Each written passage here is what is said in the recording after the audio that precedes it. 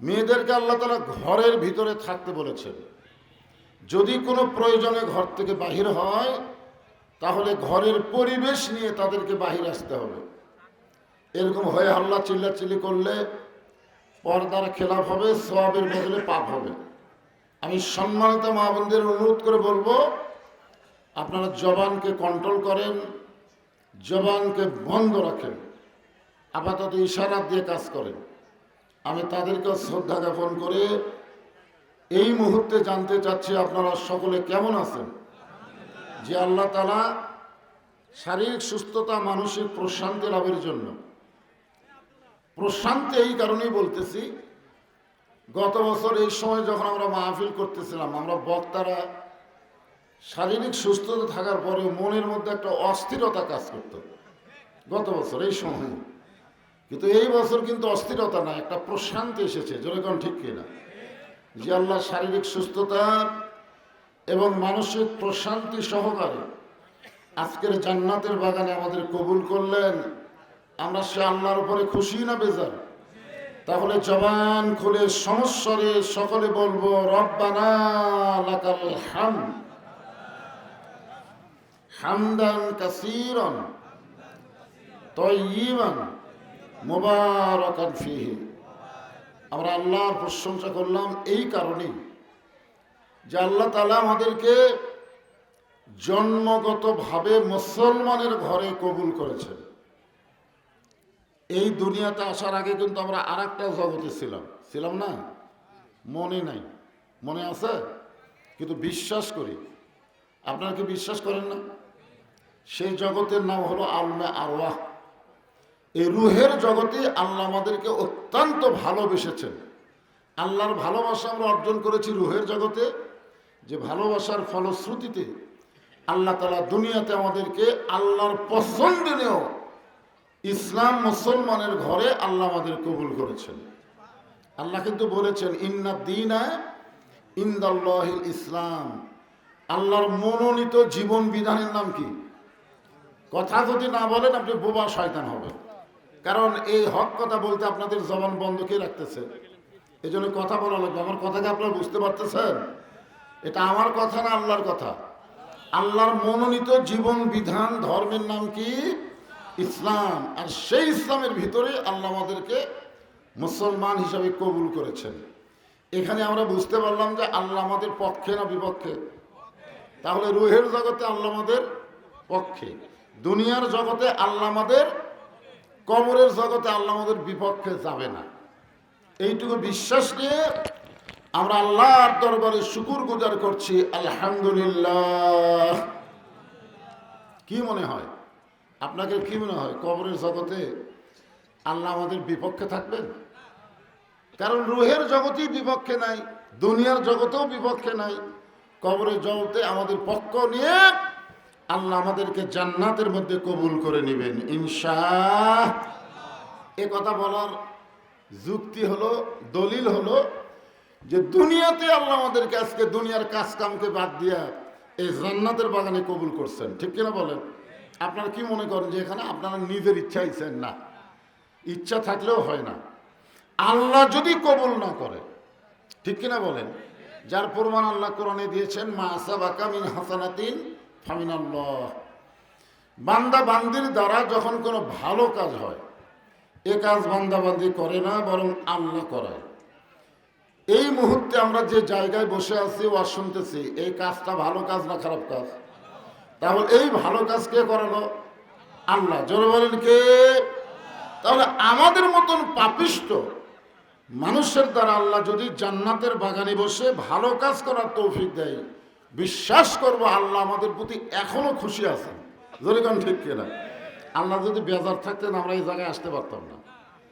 আমরা পাপী হতে পারি, কিন্তু এরপরও আল্লাহ আমাদের উপর খুশি থাকার কারণে এই জান্নাতের টুকরা রিয়াজুল জান্নার মধ্যে আমাদের কবুল করেছেন। খুশি না বেজার? তাহলে আর একবার বলি আলহামদুলিল্লাহ। আমাদের আল্লাহ প্রতি রাজি খুশি না, আমাদের ভাগ্যটা এত ভালো করে দিলেন, আমাদেরকে বিশ্ব নবী, বিশ্ব নেতার উম্মত হিসাবে আল্লাহ কবুল করলেন। যেই নবীর উম্মত হওয়ার জন্য অনেক নবীরাও পর্যন্ত আল্লাহর কাছে ফরিয়াদ করেছিলেন, আল্লাহ তাদের ফরিয়াদকে মঞ্জুর করেনি। বিনা দরখাস্তে আল্লাহ আমাদের সেই নবীর উম্মতের মধ্যে কবুল করেছে। মনে হয় আপনার বেজার হোসেন, বেজার? আমাদের নবীকে আল্লাহ তাআলা এত পাওয়ার দেবেন, মানজাল্লাযী ইয়াশফা ইনদাহু ইল্লা বিইজনিহি। আয়াতুল কুরসির মধ্যে আপনার পড়ে দেখবেন, হাসরের ময়দানে আল্লাহ যখন বিচারক হবেন জব্বার আর কাহার নাম ধারণ করে, ওই সময় আল্লাহর সামনে নবীরাও পর্যন্ত দাঁড়াইতে ভয় করবেন। নবীরাও পর্যন্ত বলবেন আমার কি হবে, আমার কি হবে। কেবলমাত্র একমাত্র আমাদের নবী ওই সময় নিজের জন্য দাঁড়াবেন না, আমাদের পক্ষ নিয়ে আল্লাহর কাছে ওকালতি করবেন। জোরে কান সুবহানাল্লাহ। যে আল্লাহ আমার উম্মতের কি হবে, আমার উম্মতের কি হবে। যে নবী আমাদের পক্ষ নিয়ে আল্লাহর কাছে ওকালতি করবেন, আমাদেরকে সুপারিশ করে জান্নাতে পৌঁছায় দেবেন, এমন একজন নবীর উম্মত হওয়াতে আপনারা কি খুশি না বেজার? তাহলে জবান করে আর একবার বলি আলহামদুলিল্লাহ। হ্যাঁ, আপনার ওই মাদ্রাসার ছাত্রীরা নাই, মানুষের ছাত্রী, ওই মেয়েদের কন্ট্রোল করবি কে? ওরা তো খালি হয়েছে করতেছে। ভাইজান আপনারা তো দিনের মাহফিল, তো মাহফিল শেষ হওয়া পর্যন্ত লোকজন টুকটাক আসতেই থাকবে। এই জন্য আপনারা একটু জমে বসেন, যিনি যেখানে বসেছেন সামনে যদি ফাঁকা ফোঁকা থাকে, হ্যাঁ এই যে ফাঁকা ফোঁকা জেলা আছে, একটু জমে বসে, একটু চেপে চেপে বসেন। হ্যাঁ, সবাই একটু জমে জমে বসেন আর জিকির করেন লা ইলাহা ইল্লাল্লাহ, লা ইলাহা ইল্লাল্লাহ, লা ইলাহা, লা ইলাহা ইল্লাল্লাহ, লা ইলাহা ইল্লাল্লাহ, লা ইলাহা ইল্লাল্লাহ, লা ইলাহা, লা ইলাহা ইল্লাল্লাহ, মুহাম্মাদুর রাসূলুল্লাহ সাল্লাল্লাহু আলাইহি ওয়াসাল্লাম। আমরা যে কোরআন থেকে আলোচনা শুনবো, তাফসীর শুনবো, আপনারা একটু বিবেকের আদালতে আগে খেয়াল করে তারপরে জবান খুলবেন। সবচাইতে বড় আদালতের নাম কি? বিবেক। জোরে বলেন, নাম কি? আমরা বহু বিচারক বাংলাদেশে দেখেছি যাদের বিবেক না থাকার কারণে ভালো মানুষকে জেলখানায়, খারাপ মানুষকে জামিন দেয়। জোরে কান ঠিক কিনা? আমরা কিন্তু অনেক সময় আফসোস করে বলেছি বিচারকের বিবেক নাই। জোরে কান কি নাই? এই জন্য জজ কোর্ট কন, হাইকোর্ট কন আর সুপ্রিম কোর্ট বলেন, সমস্ত কোর্টের বড় কোর্টের নাম হলো বিবেক। বিবেক যদি ভালো নয়, ওই মানুষের দ্বারা কোনো ভালো আশা করা যায় না। তা আপনারা বিবেকের আদালতে একটু খেয়াল করে বলেন তো, এই কোরআন শরীফের মধ্যে কোনো সন্দেহ আছে? সবাই বলেননি। যারা না শব্দটা বললেন না, তারা মনে হয় সন্দেহ পাচ্ছেন নাকি? সন্দেহ আছে? আর সুকুতু আনির রেজা, চুপ থাকা হলো সম্মতির লক্ষণ। সন্দেহ আছে, এটা আপনি চুপ থেকে প্রমাণ করে দিলেন যে সন্দেহ আছে। আর যারা জবান খুললেন তারা প্রমাণ করে দিলেন সন্দেহ নাই।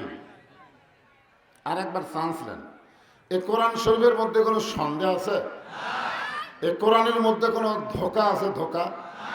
এই কোরআনের মধ্যে কোনো গোজামিল আছে?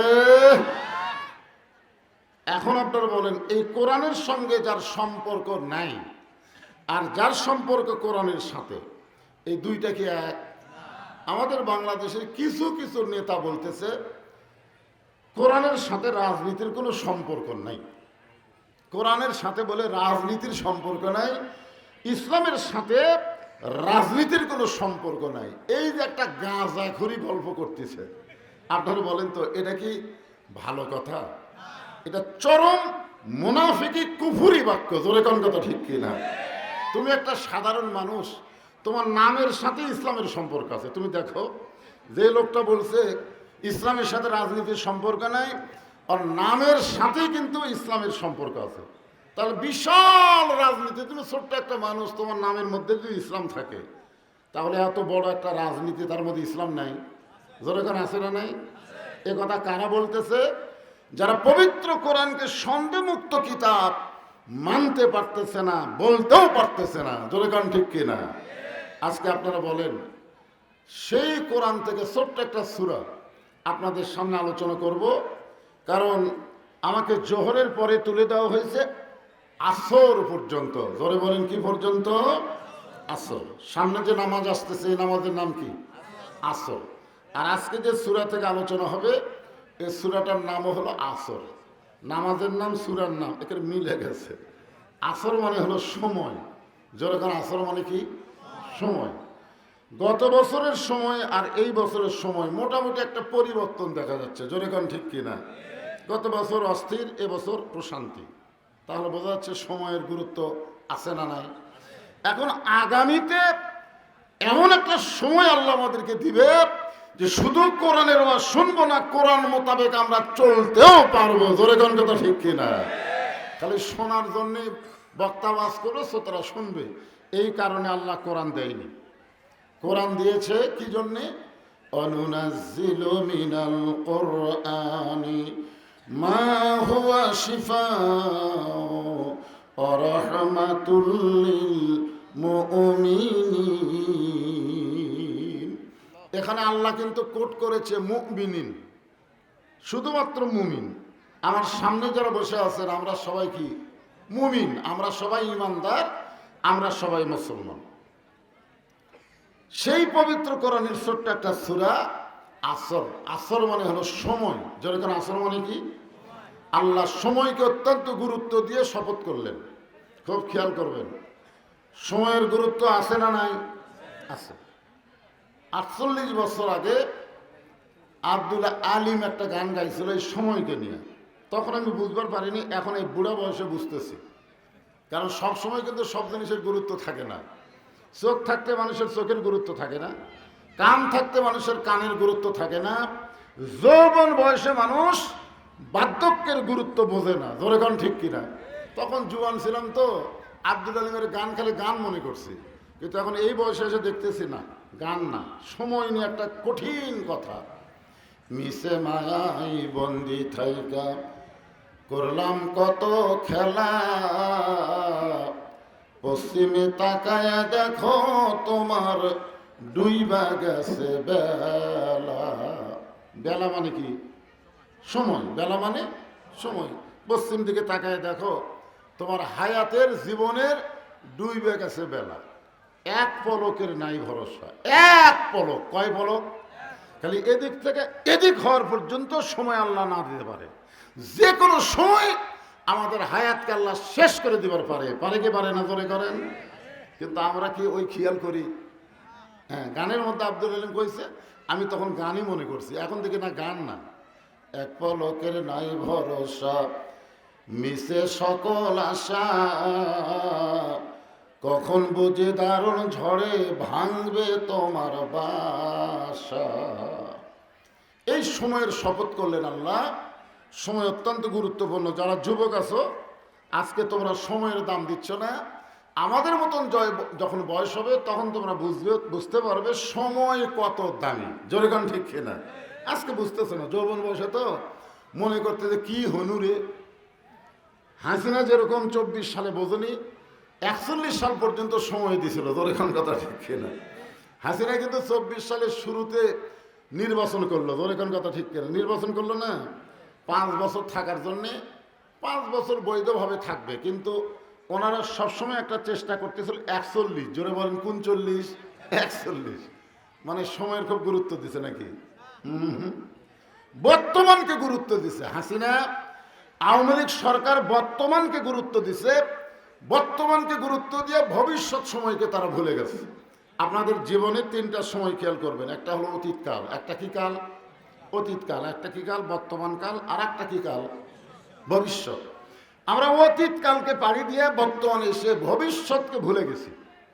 শুধু ভবিষ্যৎকে যদি আমরা খেয়াল করতাম, তাহলে আমাদের দ্বারা কোনো অন্যায় অপকর্ম হতো না। যেরকম ঠিক কি না? বর্তমানে চেয়ার পাচ্ছি, আমি এখন চেয়ার পায়ে মনে করছি যে কি হনুরে, না কিছুই না। আসরের আজান দিলে তোমাকে নামে যাওয়া লাগবে। যেরকম কথা ঠিক কিনা? তুমি যত বড়ই বক্তা হও, নামাজের আগে তোমার ওয়াজ না। হুজুর মাঝখানে ভালোই মারতেছেন চেয়ারত, খালি আজান দেখ, আপনার বস থাকার আর সময় হবে না। যেরকম কথা ঠিক কিনা? তার মানে কি বুঝতেছেন? সময় অত্যন্ত গুরুত্ব। যে সময়টুকু আমরা পাইছি এটা আল্লাহর নিয়ামত মনে করবো। যেরকম ঠিক কিনা? হ্যাঁ, এই জন্য খালি যদি ভবিষ্যৎ সময়কে খেয়াল করে আমরা চলতাম তাহলে আমাদেরকে আল্লাহ সম্মানই করত, লাঞ্ছিত করত না। কিন্তু বর্তমান পায়া কি হনুরে, ভবিষ্যতের খেয়াল নাই। এদেরকে আল্লাহ সম্মান করে না, লাঞ্ছনা গঞ্জনা অপমান করে নামায় দেয়। জোরে কোন কথা ঠিক কিনা? হ্যাঁ, এই জন্য সময়ের শপথ করে আল্লাহ বললেন, ইন্নাল ইনসানা লাফি খুসর। ইন্না মানে নিশ্চয়, ইনসান মানে মানুষ। এই মানুষের মধ্যে পুরুষ মানুষও আছে, মেয়ে মানুষও আছে, আছে না নাই? আমার মা বোনেরা যারা পর্দার অন্তর আছেন, আল্লাহ কিন্তু পাইকারি হারে সমস্ত মানুষকে লক্ষ্য করে বলতেছেন, ইন্নাল ইনসান লাফি খুসর। নিশ্চয়ই মানুষগুলো ক্ষতির ভিতরে। আদর করে আল্লাহ তাআলা একজন মানুষকে তৈরি করেছিলেন, যে মানুষের নাম হলো আদম আলাইহিস সালাম। আদর করে, ধরে কোন কি করে? আদর, খুবই আদর করে তৈরি করছেন। আদর করে মানুষ আল্লাহ বানায়া কেমনে দিবেন ক্ষতির মধ্যে ফেলিয়া। দেখেন, এই মানুষের ব্যাপারে আল্লাহ 4টা শপথ করছেন। যারা বেশি মিথ্যা কথা কয় এরাই শপথ করে বেশি। জোরে কোন ঠিক কিনা? আল্লাহর শপথ, আল্লাহর শপথ বুঝবেন, ই মিথ্যাবাদী। মিথ্যাবাদী না হলে এত শপথ করিস কেন? আমরা মিথ্যা কথা বলি দেখে শপথ করে বলি, আর শপথ করে বললে তখন বুঝবে না শপথ যখন করছে আর মিথ্যা বলবে না। আমাদের আল্লাহ কি মিথ্যা কথা কয়? তাহলে আল্লাহর শপথ করার পেছনে কারণ হলো, যাকে সামনে নিয়ে আল্লাহ শপথ করতেছেন ওইটা অত্যন্ত গুরুত্বপূর্ণ একটা বিষয়। আল্লাহ শপথ করলেন অত্তিন অজাইতুন অতুরি সিনিন ওয়াহাজাল বালাদিল আমিন। এরপরে আল্লাহ বললেন, লাকাদ খালাকনাল ইনসানা ফি আহসানি তাকবীর। 4টা শপথ করে আল্লাহ বললেন, মানুষকে আমি আল্লাহ অত্যন্ত সুন্দর আকৃতিতে সৃষ্টি করেছি। বলেন সুবহানাল্লাহ। এ কথা কে বলেছেন? আরো জোরে কন।